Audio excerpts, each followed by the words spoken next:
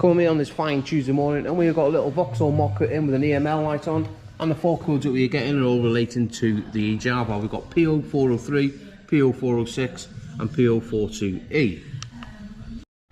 Now I have already diagnosed this vehicle to be the actual E-jar valve that is sticking.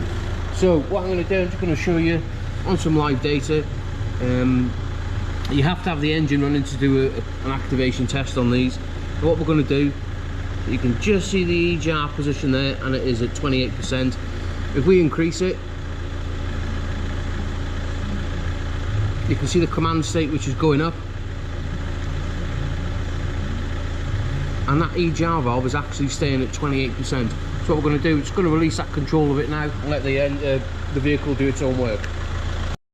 Now on these 1700 engines, the LUDs, the E-jar valves are located right on the top there. I did a little bit of a buy on the weekend, a little Sealy LED twist torch, and to be honest with you, I am proper impressed with that, to be honest. Really impressed. Anyway, we just remove this plastic covering and the header tank out of the way just so we can get to 2 bolts. Now we've got the trims out of the way and the header tank. You don't really need to take it off, you can just get these 2 bolts with a little bit of a fiddle, but me being me, I like to make a little bit of room for myself and make the job easier.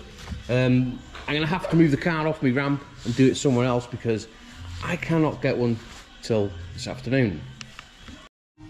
Even though it's not coming till this afternoon, we've gone on another ramp and we're going to get it stripped down ready. Get yourself a 13mm on your long extension and back them bolts out. You know what, I love them sockets, magnetic, bloody brilliant. Now that we've got the E-jar valve removed, we can just get your little torch and we can shine it through the E-jar valve, and you should see that that valve in there is not fully closing. Now eventually the new part has turned up. We do need to fit it with a new gasket as well, and it is just the reverse procedure of what you took it off. Very straightforward to do on these. Anyway, let's get it fitted.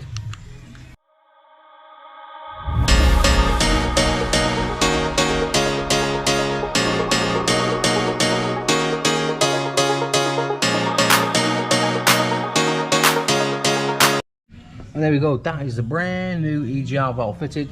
What we've got to do now is get the launch coupled up and we can relearn it back to the car. Now we're in the car with the ignition on, we're going to jump into service function. We're going to scroll down to E-jar adaption. Click OK. Let us do its thing.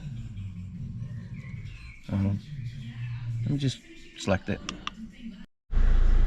Oh, it's going to be one of them days today. I forgot to video it while relearning it, but not to worry, we have jumped back onto live data now. As you can see, we've got the EGR position sensor is 0. The vehicle is ticking over. I don't know if you can hear it. Can you see the engine speed there? No, we can't. But if we do an activation test, you can quite clearly see now that the EGR valve is actually opening. You should hear an engine tone change.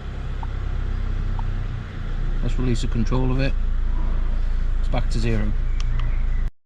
I have cleared the fault codes. Let's just read them again. Make sure we got nothing there. Absolutely perfect, no fault codes. And there you have it. That is one diagnosis and replacement of an E-jar valve on a vauxhall mokka. Just going to take it down the road now, put a bit of a test drive, make sure it's driving correctly, and of course we will get it sent.